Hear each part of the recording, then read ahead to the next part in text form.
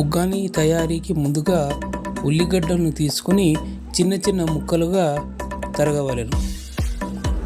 ఆ తరువాత టమాటాలను తీసుకొని మధ్యలో భాగం వదిలిపెట్టి చుట్టూ ఉన్న ముక్కలు వచ్చినట్లుగా టమాటాలను కూడా ఒక 2-3 టమాటాలను తీసుకొని తరగవలను.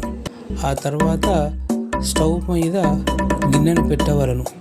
గిన్నెను పెట్టి నూనె పోసి పోనీ వేసి పోనీ తయారు చేసిన తర్వాత దానిలో ఉల్లిగడ్డలను గోలించవలను. బాగా ఒక 2 నిమిషాల తర్వాత టమాటాలను వేసి టమాటాలను కూడా గోలించవలను.